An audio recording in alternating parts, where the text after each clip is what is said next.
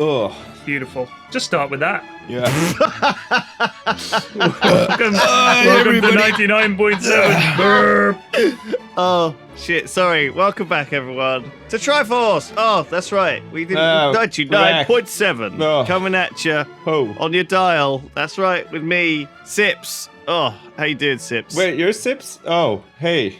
Hey, And Sips. There was a comma. P There was a flags. comma. Oh, there was a comma. It's an old joke, but it still holds up. Last week, Sips fixed his You computer. calling me an old joke? Yeah. You said in P-Flax, it's an old joke, but it still holds up. Yeah. Like, I'm old. I don't consider myself a joke, and I definitely don't hold up if I am. You're an egg. Ugh. You're a lovely egg. An egg, thank you. A lovely Your body angry... you can't hold it up any longer. Your body is betraying you at the tender age of, how old are you again?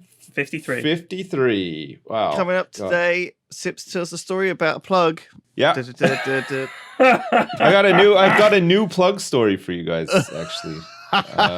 If you dare. No, I If you dare. dare to hear it. Oh, we'll save that for later, Sips. Right. Yeah. In case Okay. we need, in case the Don't podcast blow. flagging. Let's not blow our load early. We don't want to blow our load too early, Yeah, right? we got to build to that. Right. Exactly. So I read a story in the news. Okay, go on, you just start. now.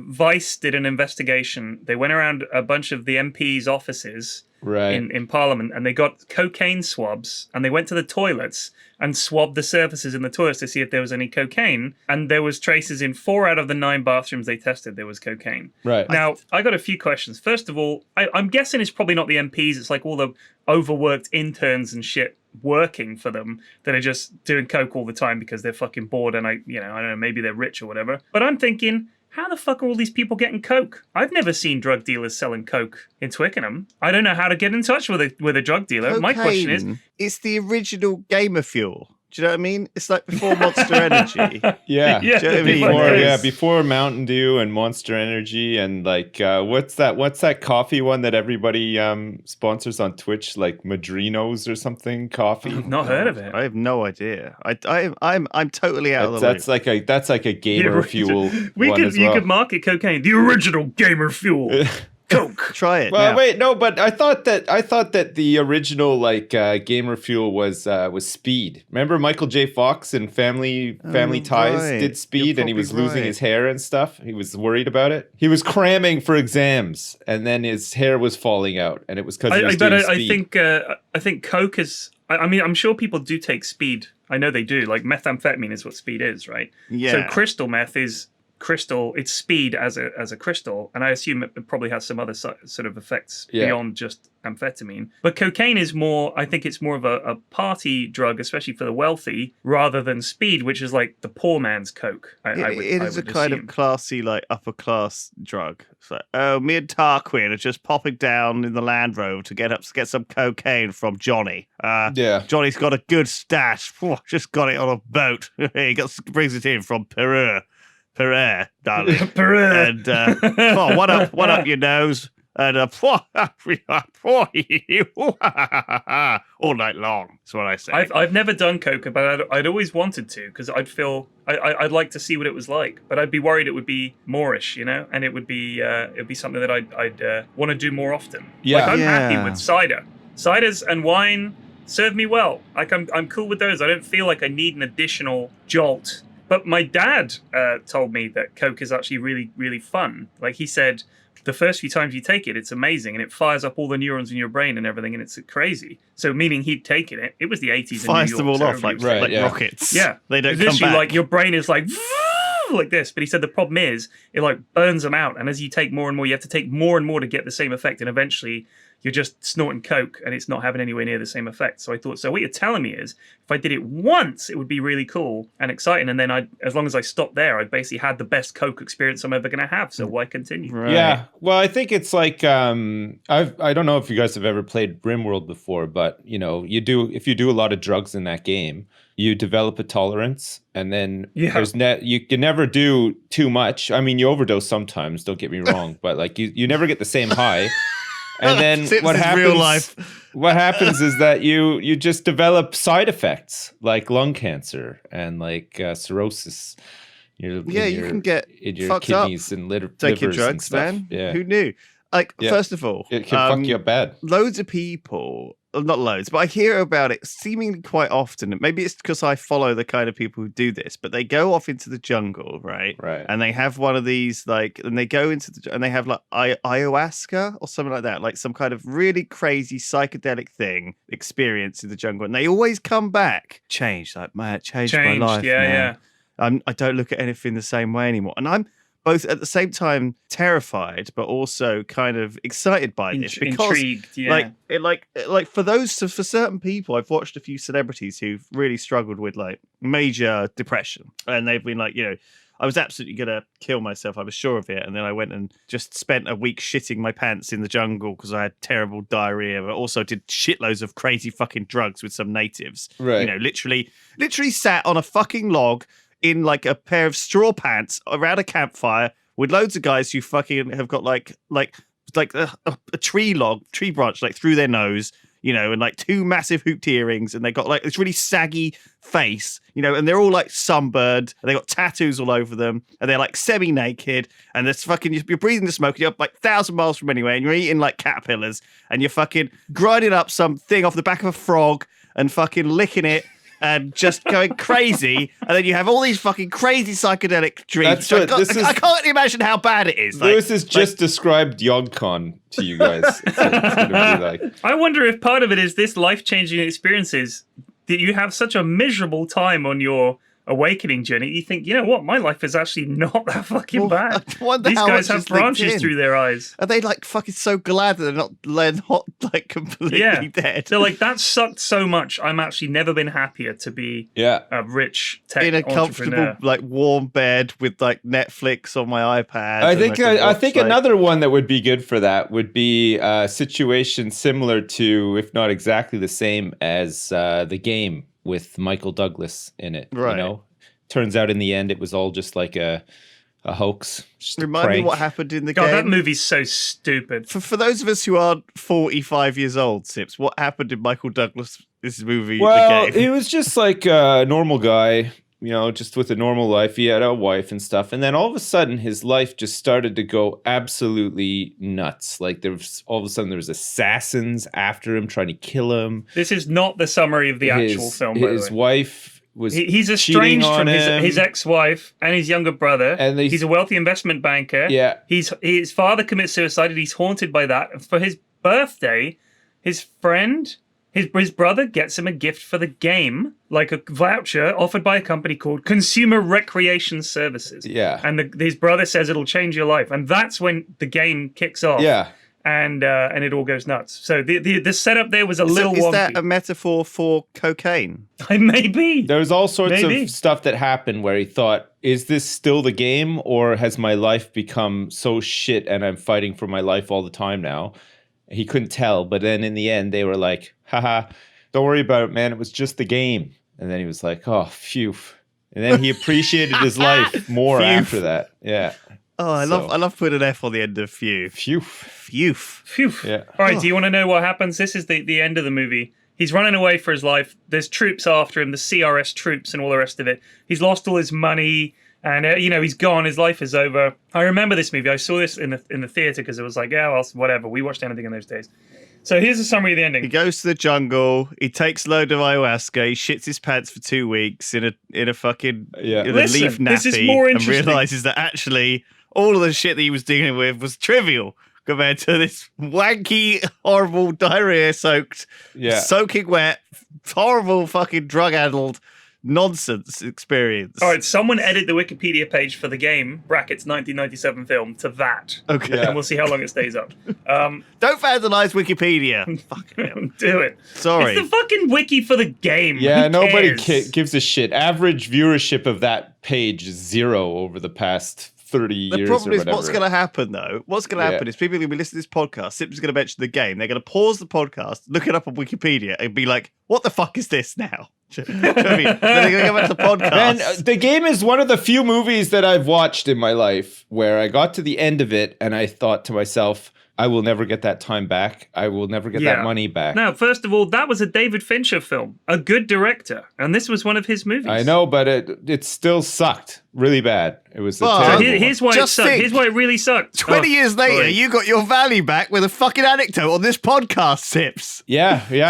I'll make the money back at least if somebody buys a fucking jug. So finally, you've converted that shitty movie into a cold hard It'll cash. have been worth it. Patreon. Yeah. All right, listen, because this is where the film gets really stupid. It's stupid all the way through, but then at the end, the troops are closing in. He's got a gun.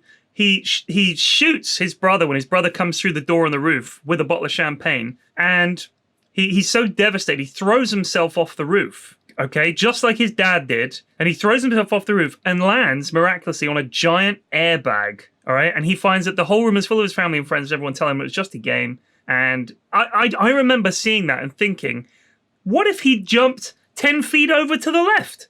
But he lands bang in the middle of this airbag. It was all this ridiculous setup. I hated it. The ending was so stupid. The whole movie was stupid, but that ending absolutely drove me up the fucking wall. It's like a Darren Brown thing. I'm still not over it after all this time. It's awful. Have you seen those Darren Brown things where he tries to convince a guy to, I don't know, Suck his dick? Suck his...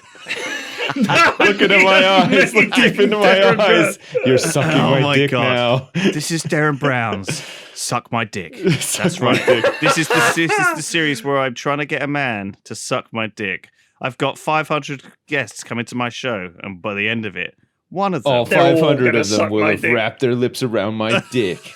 We set the seed of sucking my dick in the minds of the contestants by bombarding them with images of them photoshopped sucking my dick.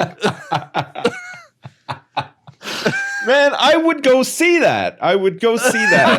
He should totally do a show where he gets 500 people to suck his dick by the end. No, I wouldn't. I've got tremendous willpower. His magic will not work on me. Sips, but it'll trick you. You won't even realize you're doing it. I'm untrickable. This is a lovely magnum I'm eating, and actually, turns out, wasn't it? You look up, and there's Darren Brown, and he's holding the magnum, and you've got his dick in your mouth, telling you to stroke the balls and work the shaft. Can you imagine that? I would watch that if he had I'm whittling down the contestants to the people I think will be convinced to suck my dick more after the break, and then it just comes back, and there's a guy on his knees going to town on Darren's cock. Man, that would be an awesome porn. It would be incredible. I would watch that one. Wait, wouldn't it? No, because then I want to know that this person, afterwards, they always chat to them. I couldn't believe it when I sort of came round and Darren Brown's cock was in my mouth. Well, fair play to him. He did well. You can't deny he's a genius at it. I had no idea I was doing it, but it has obviously devastated me emotionally.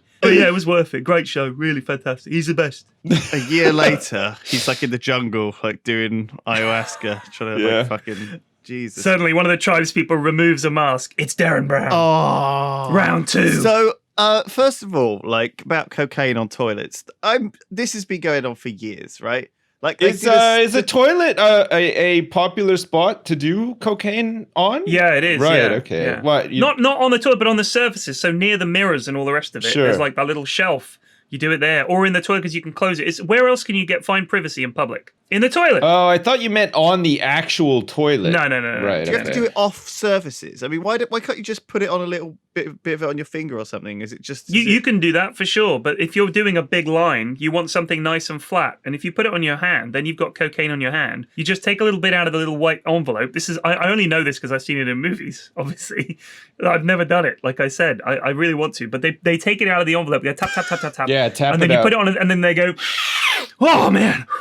Okay, Tony, let's get out there. We got a business deal. Woo! And they go out and do their business deal. You're right. Matthew McConaughey. I think I've seen him do it hundreds of times. What about when they just put a little tiny bit on their pinky finger and snort it off of there? Oh yeah, that's just a pick me up. That's not a full line. You're just doing little. Yeah, just a little tiny one. So you can have a little quick business deal. Tester, you just need 15 minutes of coke. You don't need a full. What about where you put it your in your gums, like up your top lip. Yeah, they do. Lip. I don't know why they always do that in the movies. I think that's the bit left over. They rub it on their gums. No, that's just to test it to see if it's good cocaine. Like no, they do it sometimes after they've snorted it. Like if they snort it off the thing, and then there's a bit on their finger, and they rub it on their gums. I don't know why. Maybe it makes your teeth feel amazing. Maybe you can't taste it. Like yeah, I think it's like it probably stimulates your protoneuronic membranal. Correct, doctor. Good diagnosis. I know that there are people that have injected it into their dick before. Yeah, I've heard about that. And they get like a boner that doesn't go away. Like, and what about like those secret heroin users that like inject into their feet and stuff so that they can't? I don't know if that's for secret or because they burnt out the veins in their arms and legs. I always thought that they did it because you're not likely to look at somebody's feet when you're, like.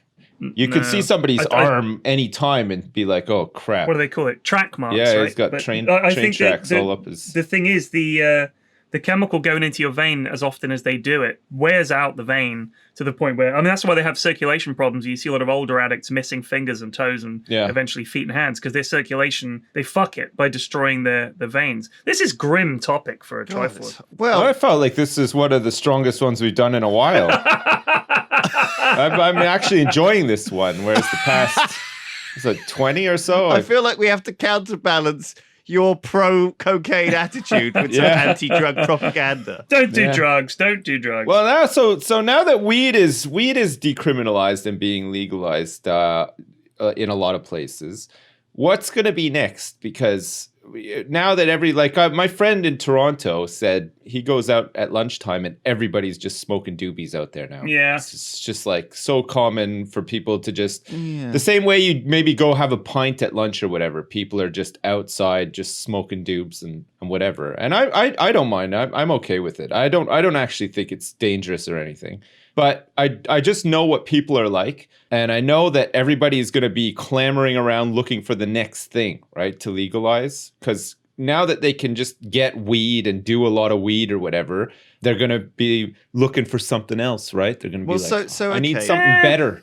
I need something to give me more of a kick. Did you ever read Brave New World? It was like a sci-fi book from the 30s or 40s. It was long, with very old. Soma. Very old. I think it was the 50s, but yeah, Soma was the drug that they gave to the people. There was a government-issued drug called Soma, and basically it kind of just like, it was the idea that it was supposed to be like kind of a chill-out thing that would just... The opiate for the masses. Yeah, it would kind of just like keep people calm, keep people relaxed. Like, you don't see people on weed getting into fights or like, in the same way that alcohol kind of makes you rowdy. So for example, walking in yesterday, I was walking through the fountain area in Bristol, which is like kind of a nice central area. There's usually like people in the evenings like hanging out there playing music and stuff. It's very cosmopolitan. Yeah. It's like quite chill. And there was like this big police cordon around the whole thing. Yeah. And there was loads of like big like blood pools on the ground, and there loads of police like hanging around and stuff, like doing some crime scene investigation. And I looked it up, and it was like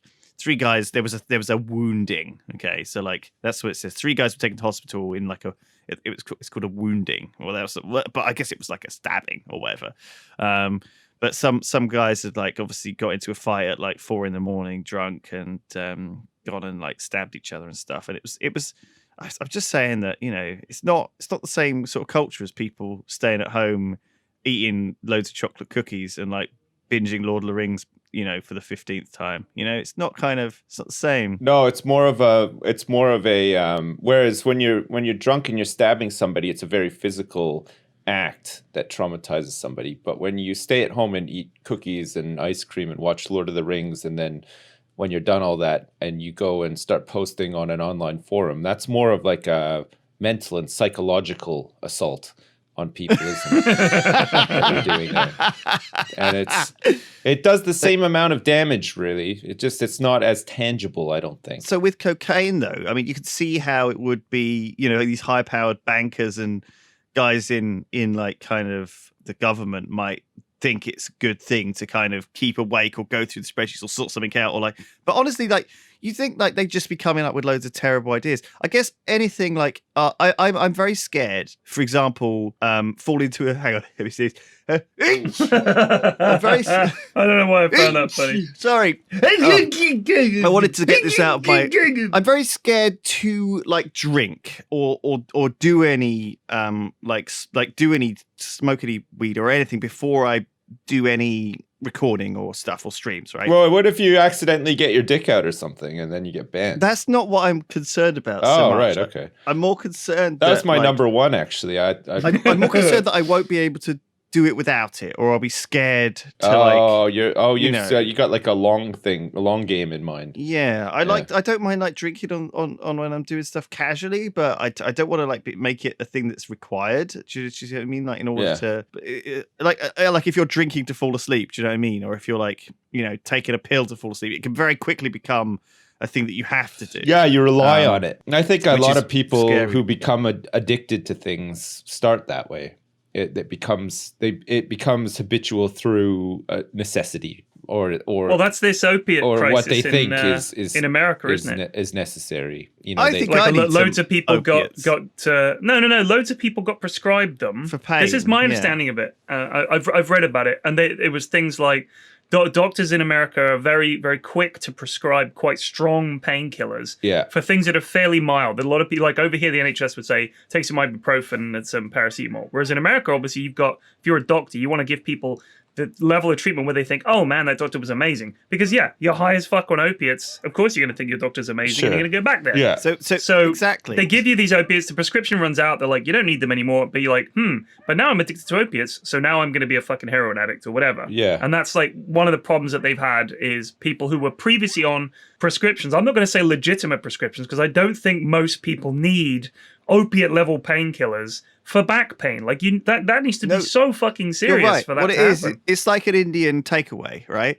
If you go to an Indian takeaway, they're not gonna like make it healthy. They're gonna put double cream in there and like all the fatty stuff and butter sauce. It's gonna be fucking delicious because they're gonna want you to come back and have it again. Yeah. Like, there's and when no that Indian incentive takeaway closes down, and you're still hankering for some jonesing double hard, cream, exactly. You're sucking on a cow. Yeah. You're going to find a cow in a field and suck the cream right out. Fucking low calorie one. It tastes like shit. It's never going to be as good. And that's just the downward spiral. And you've hit rock bottom when you wake up and you can't remember what you did last night, but Darren Brown's dick is in your mouth. Exactly. You're licking a fucking Darren frog. Brown. You're licking Darren Brown's dick. Darren Brown. So so this week, right? Okay, last week we did a stream, a Triforce live stream, which Pyrion backed out because we were playing. Me and Patricia were playing Path of Exile, right? Uh-huh. Now we're probably going to stop this stream in future because I want to. It doesn't work, right? Because we're all too different. I want to play like very different things to what P-Flax and Sips want to play. I don't. Anyway. I can't. I understand Flax. I understand Flax's involvement in this and his gaming habits. I understand I don't understand yours at all, though. No, I don't know what you play or what you want to play or anything. I'm weird, but anyways, last week we played Path of Exile, and Sips. And I quit playing that type of game before because it kind of the flashing lights and the repetitiveness of it made me feel a bit sick. But I've really got its claws into me this week. And have you been playing it all week? Wow. And to the point where I actually have I've hurt myself. Like I feel like my hands are sore. Really? And I don't know whether it's just muscle pain from working out. Like the amount of clicking and button pressing and spamming. Some sort of baby or something. I've played it like a ton this week. It's been fine.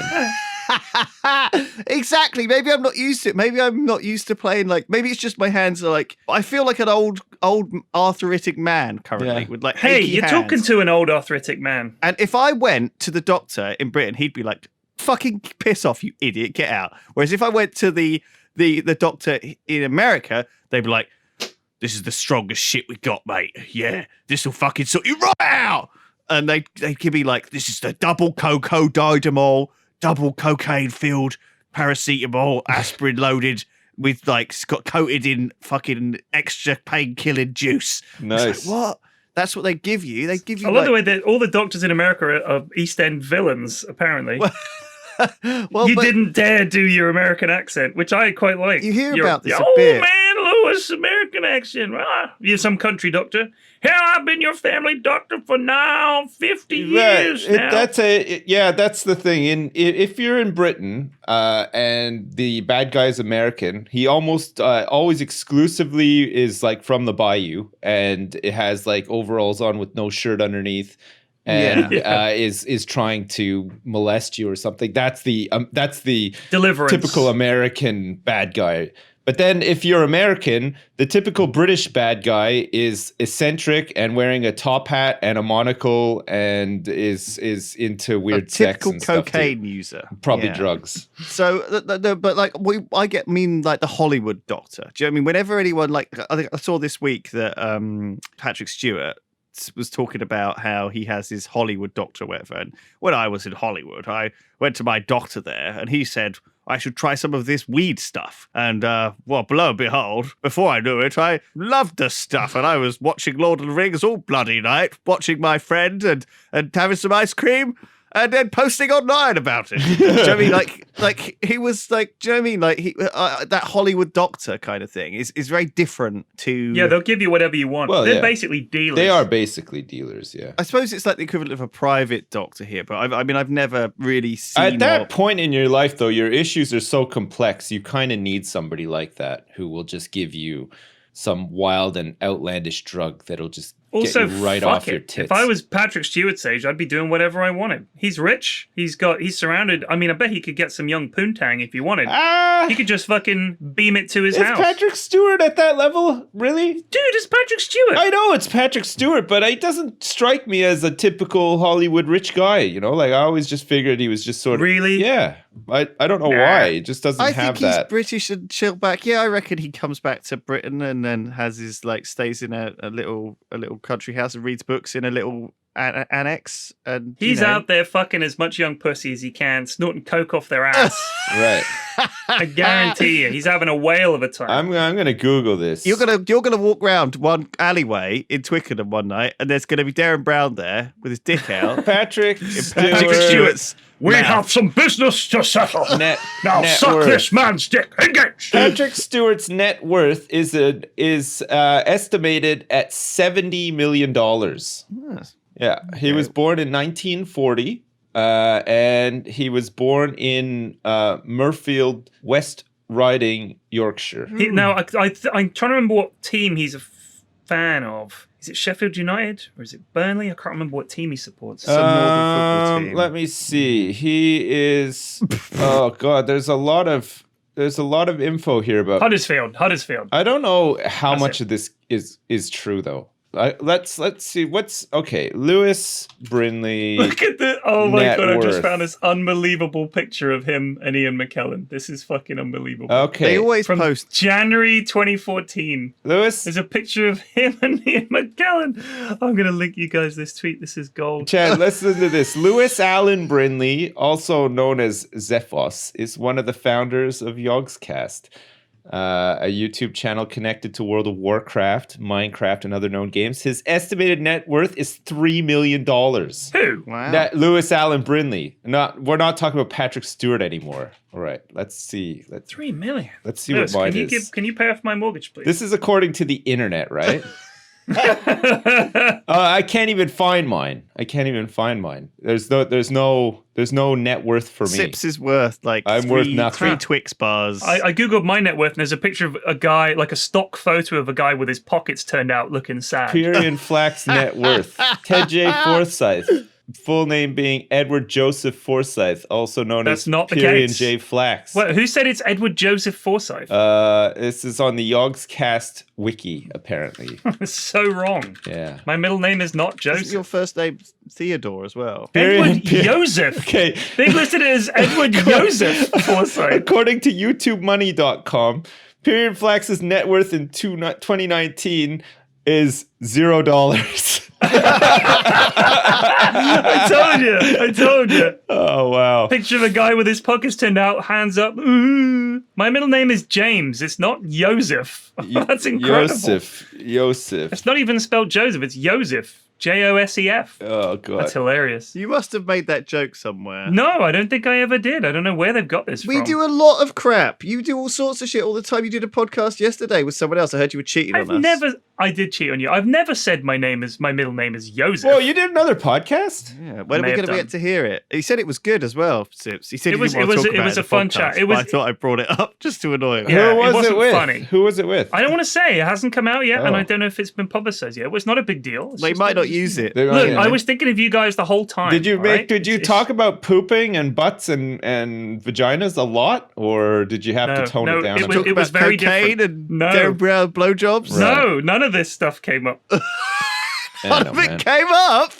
Well, what were you doing? Who were you talking to? You got to guide the conversation round to this stuff, P-Flax. You're not an amateur. Yeah. Come on. Good. It was. I don't want to talk about it. All right. Fine. Fair enough. I shit talked to all of you. Okay. So I read this thing a long time ago that like some insane statistic of toilets in London have cocaine in them. So it doesn't surprise me that like I think you can find trace amounts of anything on anything though as well. Like because of the way the world works, you know? Yeah, maybe. Small particles of cocaine will spread themselves over the whole fucking toilet over the course of years. Yeah, but it's where they were. I mean, these were specifically toilets that would have been used. And it's not like they're just in the center of town. You think it's like a private toilet? Yeah, they're like around the offices. It's not somewhere that people would normally go and do coke. You'd go there because you worked there. You didn't want to get caught doing it in your office, so you pop to the bogs and do them in there. That's the point, is it's where they are. I mean, if you were at the Buckingham Palace and you swabbed the toilets in there and coke came up, you wouldn't say, oh, this stuff just gets around, doesn't it? You'd be like, fuck me, someone that's here is doing coke at Buck Powell. Bournemouth University. I did not go to Bournemouth University. Where is this coming from? Bournemouth University. We tested all toilets in the entire Bournemouth University, and every single toilet came back positive for cocaine. Yeah, of course. You see these things all the time. Yeah, but I don't know if it means much though. Like every tube station, every tube train. I mean, obviously people are doing it. cocaine. It's not that surprising. You know what I mean? Like I don't really get why it's such a big deal that MPs have done it and why they feel like they have to talk about it and stuff as well. Like, I mean, drugs are, I know they're not like an acceptable part of culture per se, but most people will come into contact with them at some point in their life, right? Probably their young life. Imagine if I was lecturing you about the perils of drinking and trying to outlaw drinking whilst holding a can of cider. Well, I get that. That's the problem, is you can't moralize to people and tell them what they can and can't do and say this must stop whilst doing it yourself. Yeah, but I think you're speaking on behalf of people who can do it responsibly and moderately, and in doing so, you're trying to help people who aren't doing that, right? Who are becoming hopelessly addicted to it or abusing it or whatever. So what you're saying is, I can handle it and you can't. No, I don't. That's what you're saying. Not between you and me, but that's what they're saying is, look, this isn't for the rest of you because you guys can't handle it, but we can. So we're going to do it, but we're going to criminalize the rest of you and lock people up for even having it, but we're going to do it anyway. That's the problem that people have, is you can't hold a platform, and no one in any walk of life can hold a platform where they tell other people that they can't do something while they themselves do it, because that's bullshit. If you're actively doing it, but I think to say, oh, I did it when I was 15 and I thought you should know, I don't see how that matters at all. Like, I don't see why anybody would care. Is it a bit like, though, right? Is it a little bit like, if you're doing VR, okay, let's have a VR headset, and you've got, like, imagine just having sex with some super hentai sexy lady, right? You've got the full VR kit on, right? You got the hat, you got the dick attachment, you got like the fucking boobs, virtual boobs, like that you feel. I don't know. Like I don't know. I don't do it. I'm not a big. I don't know. I'm sure there's all this weird shit out there, but sounds like you do it, honestly. But that's like the same as an MP doing cocaine, right? They have all of the lovely accoutrement and it's all beautiful. It's not the same if I was like in a dirty fucking homeless alley with Darren Brown there at the other end going, oh, how you doing? Am I getting into your head yet, mate? And I've got my VR headset. It's like not the time. Do you know what I mean? It's not the time to do that. It's not the same. I can't be like, oh, I want to have sex with a sexy Japanese. Oh, senpai-san, Lewis.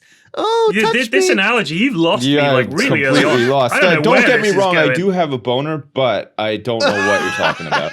He's guilty about it. That's I guess what I'm trying to say when is it that, leaks out that I've been doing this stuff, don't judge me too harsh. do they think that they're in their circumstance they're able to do it properly? And do you know what I mean? That somehow they're deluded into thinking that they can have something. This is always the case in every single thing. Like you hear about old Kim Jong Un or whatever going to Disney and having the internet and watching movies and do you know what I mean? And that being the people at the top having everything, but then deciding that everyone below them can't have it.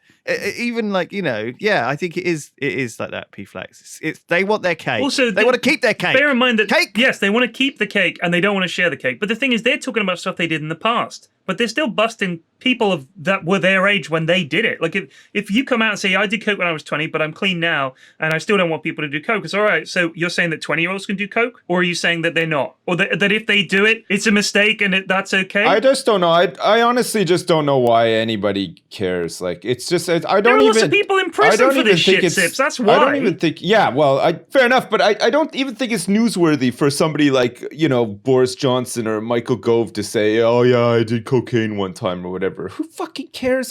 We know that you're an asshole behind the scenes. We can just about imagine the kind of shit that you get up to, without you rabbiting on about you doing cocaine when you were 12 years old. Nobody fucking cares. I certainly do not give a fucking shit about that at all. But you'll hear about it time and time again, like it's a big deal sort of thing.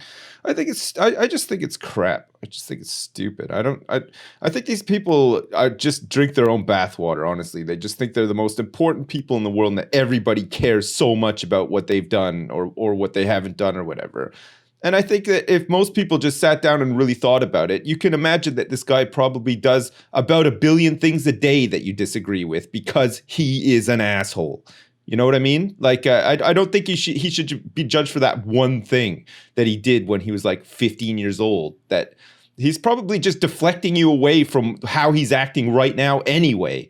You know what I mean? He's probably I agree with that. I can handle them thinking that I'm a dingus for this because actually when I go home, I'm beating somebody relentlessly every day or whatever, and I don't want them to find out about that. You know what I mean? It's just garbage. That's what Boris Johnson called the dead cat. Chuck a dead cat on the table. So what happens is everyone's talking about something that you don't want them to talk about that's bad. So what you do is you toss a dead cat on the table, and suddenly everyone's talking about the dead cat on the table. Yeah. He wrote some article about this. I think that's a thing that a lot of people do as PR control is you throw them a bone and they talk about the bone rather than what they should really be focusing on. Are you actually good for this job that you're about to get?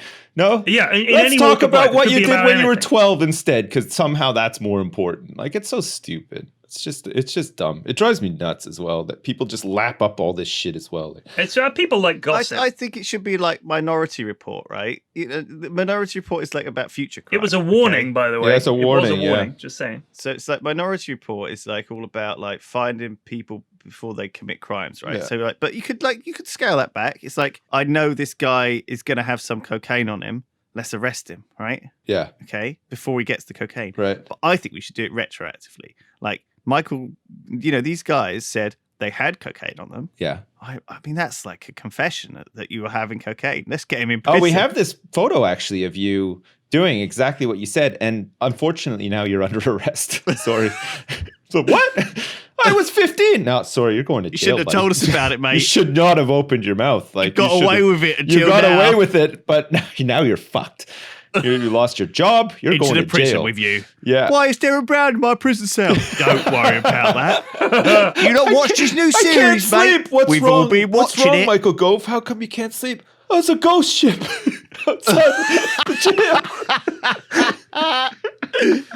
That'll stop people doing drugs. That'll stop. Yeah, if nothing else will, that definitely will, right? There's good drugs, there's bad drugs, okay? Weed is now a good drug. It's all right. Cocaine it's an all right is drug. still a bad drug unless you're a certain amount of rich or you work in the city, in which case it's a good drug. Yeah. I wanted to do LSD for a very long time, but Mrs. F banned me from doing it. Why? She was like, you're crazy enough as it is. There's some residual stuff that can sit in your spine for years and stuff, right? In LSD. Sounds awesome. Yeah, I know. Sounds like the best value for money drug you can do. Yeah.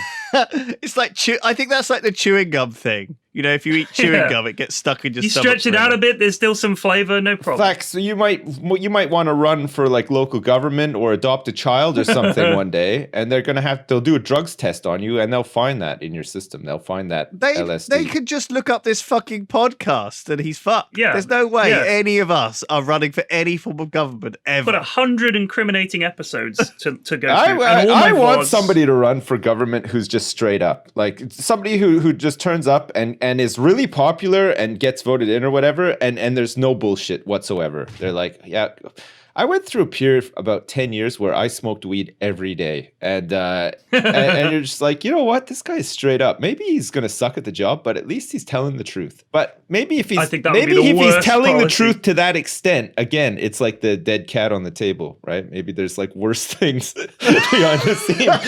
You never know. You never know. The 10 years before you smoked weed for 10 years, you spent in prison with Darren Brown. Yeah. Oh. He was doing like a Fritzl the whole time. It's like, yeah, I used to smoke weed every day. It's no problem. Like, I'm still going to win. And then they find out that he's locked up like 7 generations of his family in a dungeon under his house. Jesus. And all the kids are his. Oh. Some of you are going to hear a story in the next few days that I have a dungeon in my house. These rumors are true. I wanted to come out and admit, yes, I have 50 people locked up in my house. When I was 15, I did have a dungeon in my house when I was 15, but I haven't had a dungeon for at least 20 years now. So I promise. It's upgraded from a dungeon to more of a lair now. So when we first started it off, there was no lasers and there was no Shark Tank or anything. And now, as you can see, we've come a long way. We've built the Shark Tank. We've dug to the very core of the earth, and I have actually created a race of mole people through years of selective breeding. But if we want to talk about policy, I'm here to talk about policy. I don't really want to focus on my lair. Oh my god. So LSD, right? Obviously. Right. Yeah. Coming off of that topic and right onto this one. Yeah, ready. The things I know about LSD is that, first of all, it's quite complicated to make. Actually, it's quite a difficult chemical. I wasn't going to make it. No. But that changes how it's available. It's like on a little piece of paper, right? And you just put it in your mouth. You put it in your mouth and let it soak in. Yeah, it's like on a little stamp or something. So yeah, you don't need a very big dose. That's the other thing. A very, very small dose. It's like literally a tiny drip. It's much, much stronger than some other things, which you need a big old, snifter of, or like a whole pipe filled with it or whatever. And yeah, like I remember like that. I think for some reason like there was a big LSD manufacturer who made like, I don't know, like a lot of the world's supply, and he got shut down or whatever eventually. And so I think I don't know if you can find it anymore, but I recommend like. I don't recommend. What am I saying? I don't recommend you try LSD at all. But if there were a drug that I was like had to try, I think LSD would be. Man, it's not very popular anymore. Listen to this: 10% of people in the United States have used LSD at some point in their lives, as of 2017. While so far this year, only 0.7% of people in the US have used it. It was most popular in the 60s. Up into the 80s. Let's bring back LSD. Yeah. All right, let's bring it back. Bring it back in a big way. LSD is typically either swallowed or held under the tongue. It is most often sold on blotter paper and less commonly as tablets or in gelatin squares. There are no known treatments for addiction if it occurs, but it does not appear to be addictive, although tolerance may occur with use of increasing doses. Yeah. Just like Rimworld. You were right all along. It was developed in 1938. Oh. And it's derived from lysergic acid, a chemical from the fungus ergot. So the more you know. If whoever edits this can play the jingle over that too, that would be awesome. Today we learned about LSD. What did you learn about today at school, Jimmy? We learned about LSD at school today. What the fuck? Did you know that it was developed in 1938 by Albert Hoffman? Useless. Yeah, really but good to know. Some of these things have interesting like uses. Like they always talk about using like weird stuff to treat weird stuff. Like but it's obviously such a kind of once you make something. I don't know, like what it feels like once you make something available for broad medical reasons like marijuana, it's kind of a quick process to making it recreational from there, because you massively like increase the supply. Yeah. I think that's. I could be completely wrong about that, but I thought that one of the reasons LSD had kind of fallen out of favor was the supply problem. But maybe I'm completely wrong. I don't know. It says as of interested to hear. 2011 in Europe, a typical cost of a dose is €4.50. God, that's a bargain. Well, between €4.50 and €25. So I guess it scales Still a up. You bargain can maybe get some for like really potentially good stuff. life-changing, long-lasting. Well, in the 1950s, the CIA believed that the drug might be useful for mind control. So they tested it on people, some without their knowledge, in a program called MK Ultra. Yeah. If you've not seen all that, read all that, it's really interesting, like a rabbit hole of interesting stories. Yeah, of course. The CIA testing that on people. It had a lot of problems, and people have dramatized it in lots of ways because it was kind of interesting, government, scary stuff, especially with all the drug adult stuff. Like so often, TV shows go into this. Like I started watching this show on Netflix, and I couldn't get on with it because it was called Night Flyers. Okay, right, and it was basically a bunch. That's based on a Stephen King short story, isn't it? About vampires? A bunch of dysfunctional guys on a spaceship, but they bring like a super powerful nowhere telepath. close. there is a Stephen King short story called The Night Flyer about a vampire. No, I love that. I love how you literally the opposite They're of in that. space. Okay. Definitely, I don't remember Stephen King being involved in the Unrelated to that. Okay. No, carry on. And they have this like telepathic guy, but he's kind of like a chav. He's like a psychopathic telepathic chav. Okay, and he is just the writing, just everything about it is just awful. Man, Flex, somebody's stealing Bodega. It sounds like. To a T. It's awful. Yeah, sounds like Bodega. It sounds just like no. Bodega's good though. I mean, it sounds better than that anyway. Jeez. Should be ready soon, right? I've come off the back. Yeah, I've ready. actually been editing Bodega. I've fixed about 800 grammatical spelling errors in it. So wait, far. some of those are meant to be there. No. I've left all of the intent. I've fixed you've put ellipses in. You know the ellipsis. It's 3 dots. Dot. Uh-oh. Yeah. You put 4 dots for some reason, but sometimes you put I'm 5 so dots. sorry. Sometimes you put 2 dots. Sometimes you put 6 dots. Sometimes you don't leave a space afterwards. Sometimes you do. Sometimes you don't capitalize after it. Sometimes you Fucking do. You are dickhead. I love Bodega because it is literally Pyrion's telling a story, and he's just so excited to get it out on the paper. Right. And I feel like part of me should have left it all as this naturally excited stream of consciousness, where you were just so excited to get it out. But part of me has been like very, very much like, because I used to be an editor. Right. So when I read it, I was like, I'm going to go through and fix all this. So I fixed it. Yeah. So you put on your fedora and your turtleneck, and you got sat down in your living room, and you got rolled up your sleeves, and you got stuck right in.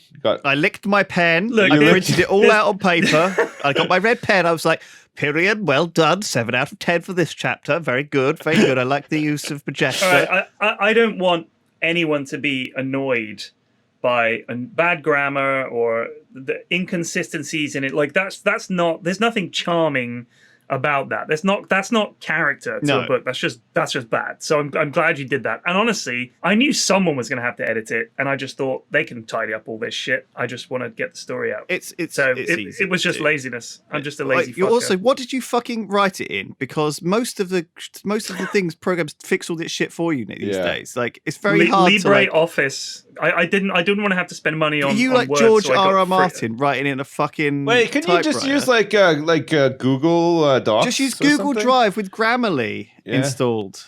I didn't know about that. Oh. Sorry about promoting Grammarly, but Daff basically used to spell every single thing wrong on the Yogscast Twitter, and I was like, every time I saw it, a little bit of me would die, and I eventually got him to install Grammarly. Oh, it's been so much better. You sound like you're a fucking riot at parties, Lewis.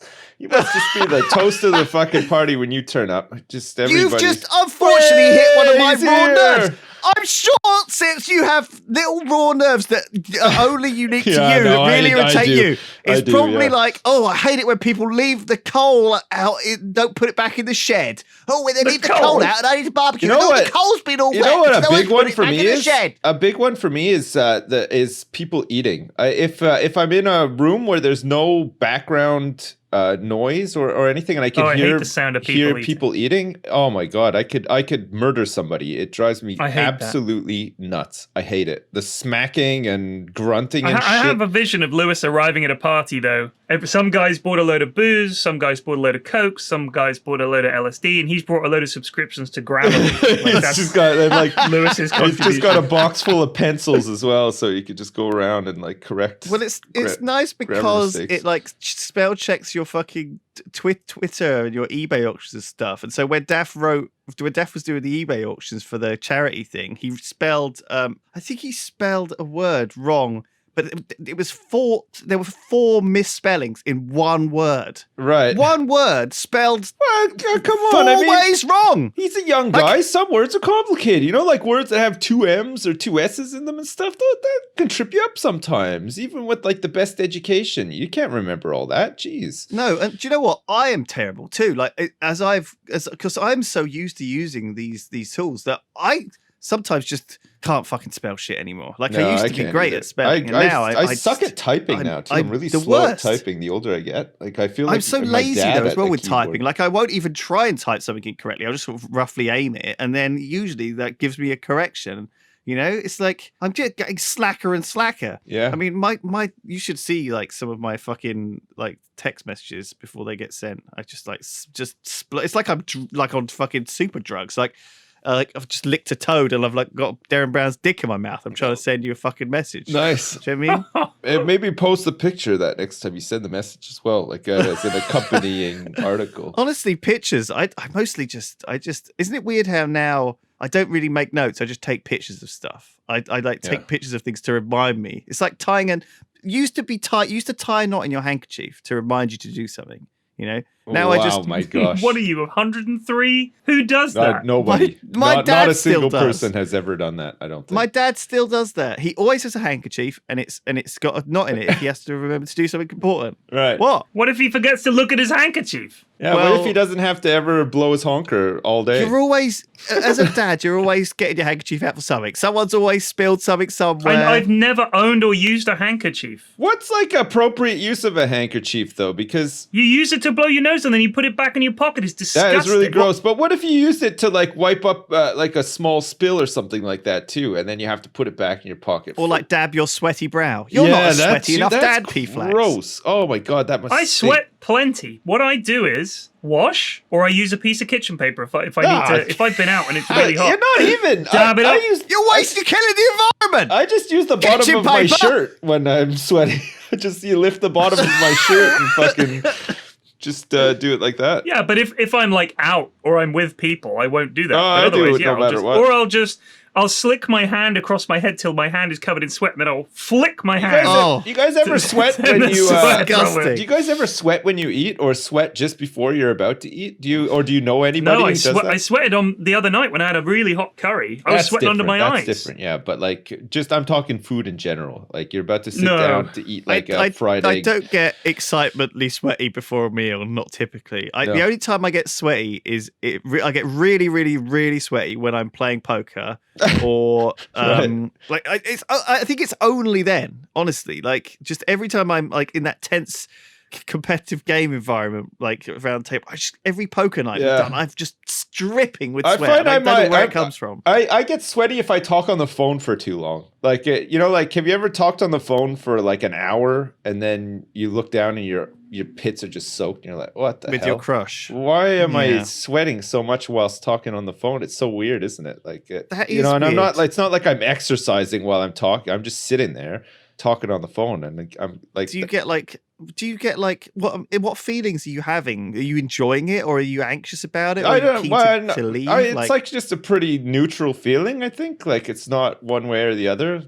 Sometimes I'm just like, I really don't want to. You get sweaty when you're so you get sweaty on neutral feelings, not exciting or I guess so, yeah. feelings. Well, it only seems to be if I get clammy, like if I'm on the phone too long. It's really weird. I don't know. Right. That is weird. That is weird. And the only other time I'll sweat a lot is like when you fall asleep and that first half hour to an hour of sleep is like a really deep sleep. Sometimes that'll be disturbed for some reason. I'll wake up and I'm sweating like crazy. Like I've got the drug for you, opiates. Oh, right. Opiates. Helps with sweats. It helps with I sleep. remember one time. They're fucking great. It's not consistent either. Like most nights, I'm dry as anything, but some nights. Try kitchen roll. And I haven't peed the bed. It's just my head that sweats. Like, I remember one time I woke up and it must have had a fever or something. Cause like I woke up and my pillow was just like fucking soggy. I was sweating so much. I had to like flip it over and stuff. It was really gross. I sweat a lot when I sleep. I don't know why. Everybody does though, but you just don't really notice it. Like apparently you sweat out like a pint of liquid every night. But I've changed over because it's really hot, humid. I've changed over just the other day from like my normal duvet to just the fucking duvet cover. I just took the duvet out. Oh god! So now I'm just sleeping I find under a that I sheet. need weight on me. And I haven't been anywhere near as sweaty as I was before. I need a heavy duvet. Just get a heavy bag of potatoes and rest it on your sheet. I could do that. Yeah, I don't know. Like it just feels weird sleeping with just the sheet. Like the temperature's not right. You know, like it has to be perfect. Yeah, we get used to it. You got to get a high thread count.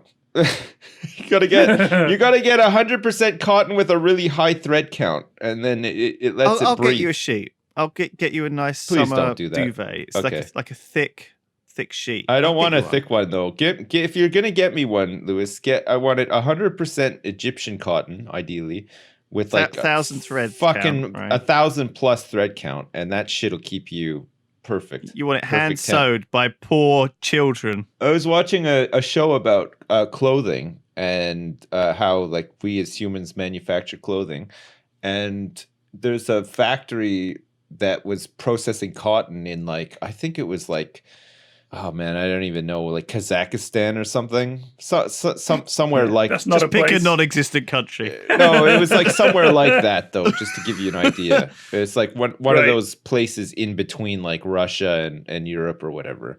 This place used to have this huge lake, and because they needed so much water to process the cotton, they actually emptied out an entire lake and just destroyed the ecosystem of the entire like region because this lake was dried up just to process cotton so it could be used for like you know the big high street stores. The Aral Sea, Yeah. it's called. Yeah. Completely dried up. It's amazing actually to see It's how nuts. that Yeah, it's just completely, and it was a huge lake too. But there's just all these like factories close by that all do the same thing, and they need a tremendous amount of water to do it. Yeah. And the lake is now gone. Well, I watched a show the other day on the BBC about factories called Inside the Factory with Greg Wallace. Oh my god. Who's a terrible presenter, Yeah. and it was a sausage factory, Right. And it was the most boring fucking. Did he have any half hour. anecdotes about how he ate sausages when he was a wee lad and stuff? He did. Yeah. I love a sausage, mate. There's nothing quite like bangers and mash. Lovely. Listen, So it's literally half the show was the production line where the sausages come out and they just put them in a box. Yeah. He talked to did they everyone on the line. literally show how the sausage was For like made? 2 seconds. Like they get the meat and then they put it in the sausage. And then it was like, I'm not kidding, half the documentary was them packaging it. And then he was like, next we come to distribution. Which, guess what? It's people putting boxes on a fucking truck. I'm like, are you desperate or something? Oh, they did one about how pencils were made. Oh, That's quite interesting. Yeah, fuck, that was a really good one. They're like all German as well. The companies. Yeah, that make they them. start with like this whole tree trunk, and they whittle it down slowly into a single pencil. Oh Can man! you believe Well, it? you should see one where the toilet paper one is crazy too. Like they had those big machines, those big Scorpion King log cutter machines in Sweden. They have these massive forests, and they grow these forests to keep up with the demand. And then while the forest is growing, other parts of it are being harvested, and they can harvest like an entire tree in like 30 seconds, and then it gets cut up and turned into paper, and then turned into pulp and everything else, and then they make fucking so much toilet paper. Like it would blow your mind. It's crazy. That show's awesome. It's really good. Except the sausage one, I agree, was not great. It was It's just nothing. one of the bad ones. Smoking a bit of weed, P-Flex, you would have loved that sausage. Oh, I would have loved it with some acid. Yeah, the potato chip one was pretty good too. They showed how they made like the paste from Monster Munch and stuff. That was interesting. Ugh. All right, well, that's it for the podcast. Thank you, everybody. We will be at YogCon. We're actually probably going to be live streaming that from YogCon. I just wanted to plug that. Yeah, hang on a sec. What are we on now? 99.7? I know. So how many? That's the next one will be said. This was 99.6. Next is 99.7. Or was this 99.7? This is 99.7. I don't think it's going to be decimal. I think we're going to have like 13 or 14 before the YogCon. No, yeah, I don't think we long. timed it right. This is 99.7. But Patreon, this one. I can say now that all of the jugs, hopefully, have been sent out to patrons now. So anyone who's a $100 patron would have got a jug. Wow. You don't have to do multiple months of $100 if you don't want. And I'm going to stop that tier on the Patreon as well. But thank you. Why we're not making any more jugs? It's a limited. No, I think there's like 30 or 40 more that might go on the store. So if you do want one, you can get one later. Wow, only after all of the patrons. limited edition Triforce jugs so that you can jug yourself or your loved ones. It's really. I'm glad we got them made. They're fun. Your nemesis, if you have one. So that's it. Thanks for the support. Thank you for the love, everyone. And we'll see you next week. Goodbye. Bye. Bye.